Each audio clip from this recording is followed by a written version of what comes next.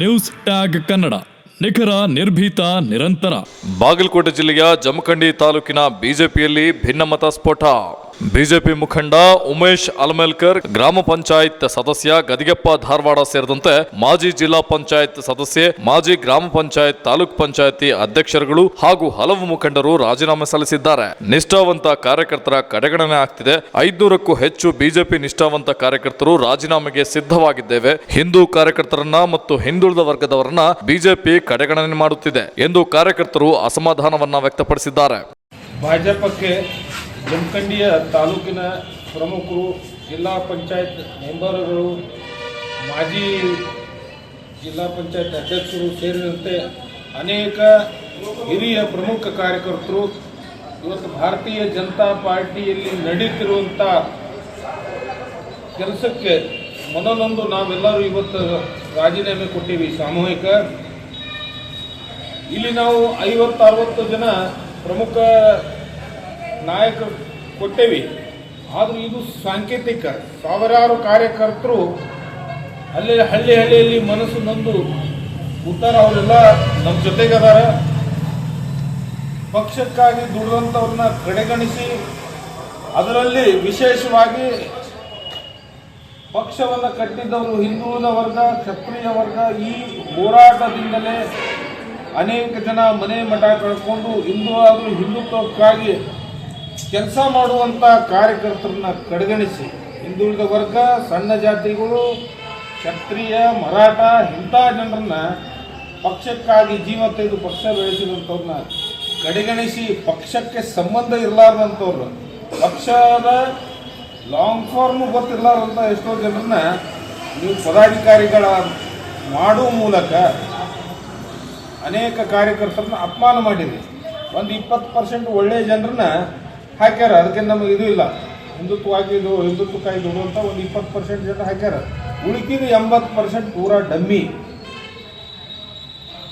ಪಕ್ಷದ ಸಿದ್ಧಾಂತವನ್ನು ಹಿಡ್ಕೊಂಡು ಕೆಲಸ ಮಾಡುವಂಥ ಕಾರ್ಯಕರ್ತರನ್ನ ತುಳಿದು ಚಾಕರಿ ಮಾಡುವಂಥವ್ರನ್ನ ನೀವು ಎಲ್ಲಿ ಆಯಕಟ್ಟಿನ ಜಾಗದಾಗ ಕುಂದ್ರಿಸಾಕ್ತೀರಿ, ಹೊರಗಿನ ಪಕ್ಷದಿಂದ ಬಂದಂಥವ್ರನ್ನ ಆಯಕಟ್ಟಿನ ಜಾಗದಾಗ ಕುಂದ್ರಿಸಾಕ್ತೀರಿ. ಮೂಲ ಕಾರ್ಯಕರ್ತರನ್ನ ತುಳಿದು ಹಾಕುವ ಪ್ರಯತ್ನ ಇದು ಸರಿಯಲ್ಲ. ಇವತ್ತು ನಾವು ಸಾಮೂಹಿಕ ರಾಜೀನಾಮೆ ಕೊಟ್ಟಿದ್ದೀವಿ. ಬರುವ ದಿವಸ ನಾವು ಸಾವಿರಾರು ಕಾರ್ಯಕರ್ತರು ನಮ್ಮ ಜೊತೆ ಇದ್ದಾರೆ. ಇದು ಸರಿಯ ಮಾಡ್ರಿ ಅಂತ ವಿನಂತಿ ಮಾಡ್ಕೊಳ್ಳಲ್ಲ. ರಾಜ್ಯ ಮಟ್ಟ ಹಿಡಿದು ಎಲ್ಲರಿಗೂ ಇದು ಆಗಿಬಿಟ್ಟೈತಿ. ಎಲ್ಲ ಹಿರಿಯರು ಮೈಗೆ ಎಣ್ಣೆನೇ ಹಚ್ಕೊಂಡ್ಬಿಡ್ತಾರೆ. ಯಾರ್ದು ಕಾರ್ಯಕರ್ತರ ನೋವು ನಲಿವು ಕೇಳುವಂಥದ್ದು ಒಬ್ಬರು ಇವತ್ತು ಉಳಿದಿಲ್ಲ. ಅದಕ್ಕೆ ನಾವು ಸಾಕಷ್ಟು ಮನಸ್ಸಿಗೆ ನೋವಾಗಿ ಎಲ್ಲ ನಾವು ಕಾರ್ಯಕರ್ತರು ಇಲ್ಲಿ ಸೇರಿವಿ. ಇನ್ನೂ ಅಷ್ಟು ಸಾವಿರಾರು ಕಾರ್ಯಕರ್ತರು ಇದ್ದಾರೆ ನಮ್ಮ ಜೊತೆ. ಅವರಿಗೆ ಯಾಕೋ ಅವರು ಇವ್ರಿಗೆ ಹೆದರ್ತಾರ. ಪಾಪ ಅವರಿಗೆ ತಮಗೆ ಆದ ಅನ್ಯಾಯಗಳ ಪ್ರತಿಭಟಿಸೋಕ್ಕೆ ಧ್ವನಿ ಇರಲಾರ್ದಂಥ ಕಾರ್ಯಕರ್ತರು. ಅವರೆಲ್ಲ ಸಾವಿರಾರು ಕಾರ್ಯಕರ್ತರು ಮಾನಸಿಕವಾಗಿ ನಮ್ಮ ಜೊತೆ ಇದ್ದಾರೆ. ಮುಂದಿನ ದಿನಗಳಲ್ಲಿ ನಾವು ಒಂದು ಗಟ್ಟಿಯಾಗಿ ನಿರ್ಧಾರ ತಗೋತೀವಿ. ಆಗ ರಾಜಕೀಯವಾಗಿಯೇ ನಮಗೆ ಯಾರು ಅನ್ಯಾಯ ಮಾಡಿದ್ರೆ ನೀವು ರಾಜಕೀಯವಾಗಿಯೇ ನಾವು ಉತ್ತರ ಕೊಡುವಂಥ ಪ್ರಯತ್ನ ನಾವೆಲ್ಲ ಮಾಡ್ತೀವಿ. ಬಿಜೆಪಿ ಪಕ್ಷದ ಮಹಿಳಾ ಕಾರ್ಯಕರ್ತರು ನಾವೆಲ್ಲರೂ ಇವತ್ತಿನ ದಿನ ನಾವು ಯಾಕೆ ಇಲ್ಲಿ ಸೇರಿದ್ದೀವಿ ಅಂತಂದ್ರೆ ಒಂದು ಸಂಕ್ಷಿಪ್ತವಾಗಿ ಹೇಳಿಬಿಡ್ತೀನಿ. ನಾವೆಲ್ಲರೂ ಶಾಸಕರ ಜೊತೆನೇ ಏನೈತಲ್ಲ MLA ಕ್ಯಾಂಡಿಡೇಟ್ಗಾಗಿ ಅಲ್ಲಿ ಮಾದೇವಿ ಮೂಲಿಮನಿಯವ್ರ ಫೈಲನ್ನು ರಾಜ್ಯಾದ್ಯಂತ ಎಲ್ಲ ತಿರುಗಾಡಿತ್ತು.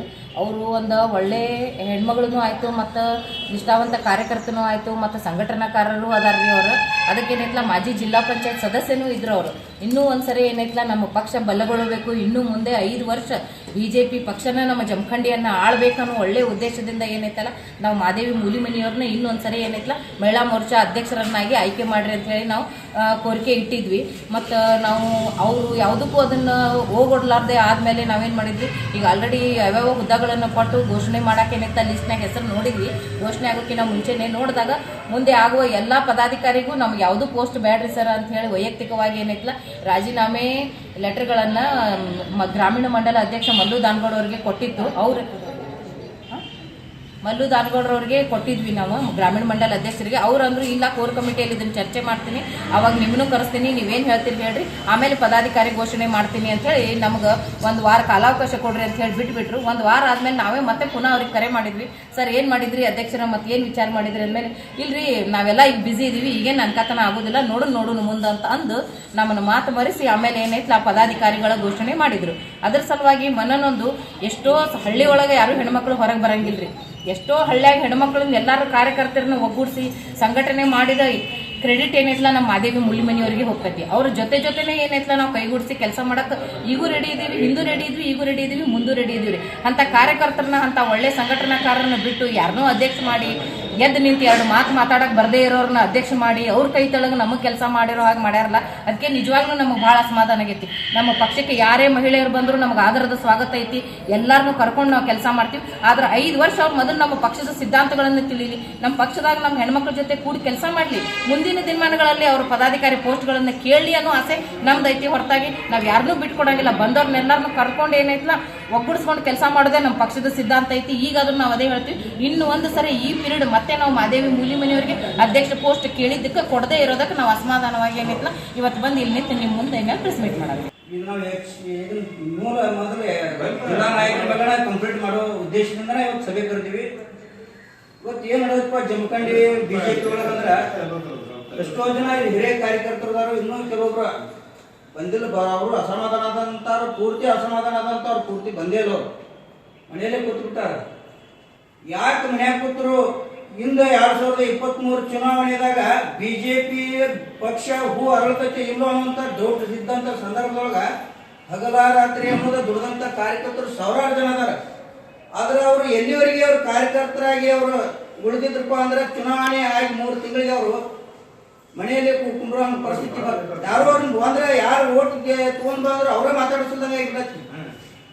ಯಾರು ಕಾರ್ಯಕರ್ತರು ಯಾರು ಮುಖಂಡರು ಪ್ರತಿ ವಾರ್ಡ್ ಒಳಗ ಗ್ರಾಮದೊಳಗನ 10-20 ಓಟ್ ಗೆಲ್ಲುವಂತ ಸಂದರ್ಭದೊಳಗ ಸಾವಿರಾರು ಓಟ್ ಒಂದೊಂದು ಊರಾಗ ಸಾವಿರಾರು ಗಂಟೆ ಲೀಡ್ ಕೊಟ್ಟಂತ ಕಾರ್ಯಕರ್ತರು ಮತ್ತು ಮುಖಂಡರನ್ನ ಇವತ್ತು ಅವ್ರಿಗೆ ಹೊರಗಟ್ಟುವಂತ ಪರಿಸ್ಥಿತಿ ಇವತ್ತು ಜಮಖಂಡಿ ಬಿಜೆಪಿ ಪಾರ್ಟಿ ಒಳಗೆ ನಡೆದ್ಬಿಟ್ಟೈತಿ. ಬಿಜೆಪಿ ಪಾರ್ಟಿ ಹೆಂಗೈತಪ್ಪ ಅಂದ್ರೆ ಇವತ್ತು ದಲ್ಲಾಳಿಗಳ ಪಾರ್ಟಿ ಐತ್ರಿ. ಇದ್ರೊಳಗೆ ಏನು ಬಿಡಲಿಲ್ಲ. ಯಾಕಂದ್ರೆ ನಾವು ಸಾಕಷ್ಟು ಸಲ ನಾವು ಕಟ್ಟ ಕಾರ್ಯಕರ್ತರು ನಾವು ಯಾರೇ ಮುಲಾಜಿಂದ ಆ ಕಡೆ ಕೊಡ್ತಾರೆ ಈ ಕಡೆ ಕೊಡ್ತಾರೆ ಅಂತ ಹೋಗುವಂತವ್ರಲ್ಲ.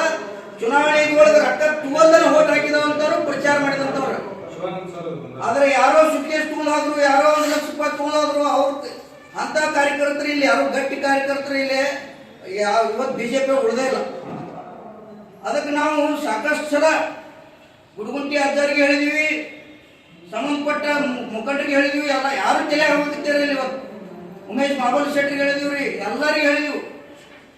ಕೆಲವೊಬ್ಬರಿಗೆ ವಾಟ್ಸಪ್ ಸಂದೇಶ ಮೂಲಕ ಕಳಿಸು. ನಾವು ನಮ್ಮ ಬಾಗಲಕೋಟೆ MP ಅವರು ಪೂರ್ತಿ ಡಮ್ಮಿ ಕ್ಯಾಂಡಿಡೇಟ್, ಅದರೊಳಗ ಇಲ್ಲಿ ಡಮ್ಮಿನೇ ಆಗತೈತಿ ಆಗೈತೆ. ಅದಕ್ಕೆ ನಾವು ಮುಂದಿನ ಚುನಾವಣೆ ಒಳಗ ಈಗ ಬರ್ತಕ್ಕಂಥದ್ದು ಕಾರ್ಯಕರ್ತರ ಚುನಾವಣೆ, ಜಿಲ್ಲಾ ಪಂಚಾಯತಿ, ತಾಲೂಕು ಪಂಚಾಯತಿ, ಗ್ರಾಮ ಪಂಚಾಯತ್ ಚುನಾವಣೆ ಬರೀ ಕೇವಲ 2 ತಿಂಗಳು ಉಳಿದು ಅನೌನ್ಸ್ಮೆಂಟ್ ಆಗತೈತಿ. ಆದ್ರೆ ಒಂದೇ ಎಲ್ಲಿ ಪ್ರಚಾರ ಇಲ್ಲ, ಏನೂ ಇಲ್ಲ, ಕಾರ್ಯಕರ್ತರ ಸಂಘಟನೆ ಅನ್ನೋದೇ ಇಲ್ಲ, ಹಳ್ಳಿಗೆ ಸಂಪರ್ಕ ಇಲ್ಲ. ಇವತ್ತು ಕಾರ್ಯಕರ್ತರಿಗೆ ಸಂಪರ್ಕ ಮಾಡಿ ಮನಸ್ತಾಪ ಆದಂತ ಕಾರ್ಯಕರ್ತರ ಮನೆಗೆ ಹೋಗಿ ಸಂಪರ್ಕ ಮಾಡಿ ಅವ್ರನ್ನ ಮನವೊಲಿಸಿ ವಾಪಸ್ ಕರೆತರಬೇಕು, ಮುಖಂಡರನ್ನ ಅವ್ರಿಗೆ ಮನವೊಲಿಸಿ ಅವ್ರಿಗೆ ವಾಪಸ್ ಕರೆತರಬೇಕು ಅಂತೇಳಿ ಯಾವುದೇ ಒಂದು ವಿಚಾರ ಇಲ್ಲ. ನಮಗೊಬ್ಬ ಜಿಲ್ಲಾಧ್ಯಕ್ಷ ಫೋನ್ ಮಾಡ್ತಾರೆ, ಮಾಡಿ ಈ ವಿಷಯ ಇದನ್ನು ಪ್ರಸ್ತಾಪ ಮಾಡಿದಾಗ ಹೇಳ್ತಾನ, ಪುಣ್ಯಾತ್ಮ ಹೇಳ್ತಾನ, ಯಾವ ಕಾರಣಕ್ಕೆ ಯಾವ ಪುಣ್ಯಾತ್ಮ ಕೊಟ್ಟಾನ ಗೊತ್ತಿಲ್ಲ ನಮ್ಗೆ ಅಧ್ಯಕ್ಷ ಸ್ಥಾನ, ಇದು ನನಗೆ ಸಂಬಂಧ ಇಲ್ಲದ ವಿಷಯ ಕೇಳ್ತಾನ. ಮತ್ ನೀಯಾಗ ನನಗೆ ಪುಣ್ಯಾತ್ಮ ಫೋನ್ ಮಾಡಿ ಅಂತೇಳಿ ಬರಬರಿ ಜಾಸ್ತಿ ದಯವಿಟ್ಟು ನಾನು ಪೋಸ್ಟ್ ಡಿಲೀಟ್ ಮಾಡಂತೇಳಿ ಇದನ್ನು ನನಗೆ ಹೇಳಿಕೆ ಕೊಡ್ತಾನ. ಅಂತ ಕಾರ್ಯಕರ್ತರಿಗೆ ಇವತ್ತು ಜಿಲ್ಲಾಧ್ಯಕ್ಷ, ತಾಲೂಕಾ ಅಧ್ಯಕ್ಷ ಕೊಡ್ತಾರೋ.